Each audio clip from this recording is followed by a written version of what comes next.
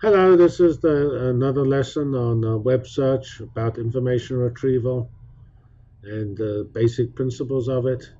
So it's a very well established field in computer science, very old. It predated the web because it was needed for books.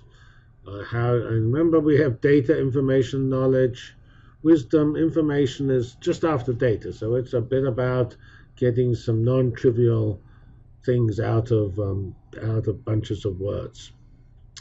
And this was obviously this was a field which underlied libraries and things like that. And it was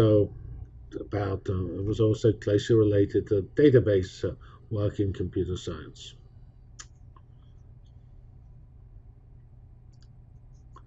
So if you look at information retrieval versus database, part of the difference is the word data versus the word information.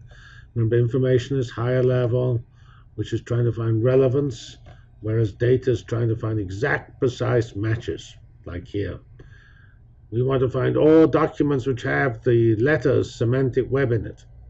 Here we want to find everything which is relevant to the concept of semantic web, which might even have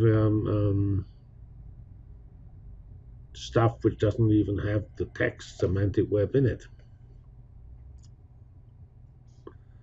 Let's have a little bit of digression here about the different ways of doing this. Libraries were originally built around keywords because they were built around a compute impoverished world where you had to do everything. You couldn't afford to look at all words in a book. There's been a tremendous change now. You can afford to look at all words in a book. In my opinion, many things done by keywords are better done by full text. However, keywords are always valuable because they form so-called ontologies, which an ontology is a list of the allowed keywords, and they allow you to give rather precise classifications, which is sometimes very important. There are various important keywords like the Dublin core has core document information like author and title. This differs a little from tagging. Tagging usually general syntax. You do not have to choose when you tag something online. You do not have to take your tag out of an ontology. And full text is obviously lots of possible confusions, but it's also a lot richer. And the huge advantage is you don't actually have to add keywords. One of the huge problem with keywords, they have to be added. And there are many examples of important sets of collections of documents where there are no keywords. So in general, I consider that the keywords are going to decrease in use and full text is going to increase in use. Here's an example of a set of keywords coming from ACM, Computing Society, and it's trying to classify computer science, hardware, control design styles, control, structure, performance analysis, and design aids, micro-programming design aids, blah, blah, blah, software, programming techniques, functional programming, automatic program, concurrent programming, parallel programming, sequential program, object-oriented programming. These are all reasonable things, but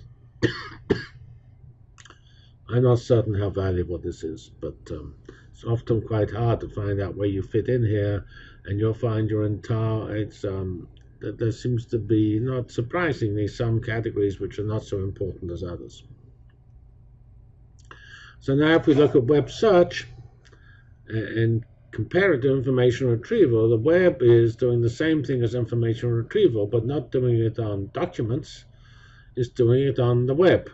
And the web tends to be much larger than most information retrieval systems, although as they start digitizing books all over the place, the book-based information retrieval system is coming pretty large.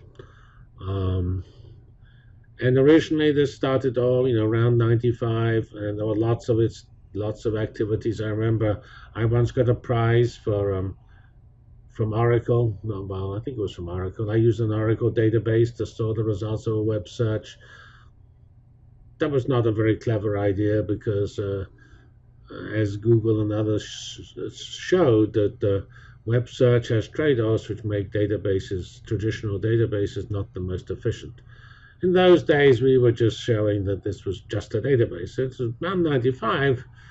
Nobody really knew whether the web was going to be successful. It looked very promising, but we were just exploring all sorts of issues. And of course, a lot of the important startups got started around that time. Although Google was a little later, 98, and it took over a new generation of search engines, which greatly improved the initial search engines. So another important feature of web search is advertising and commerce. Web search is part of an ecosystem which has commerce sites and social media sites, whereas information retrieval tends to sit on an ecosystem of books, often scholarly books. There's a lot of spam, junk, which you tend not to have with books. To produce a printed book was a bit of an effort, so the amount of spam is not so high. And there's lots of low-quality sites like mine. So that's that end of the section on basic information retrieval and its relation to web search. Now we look at web search in general in the next lesson.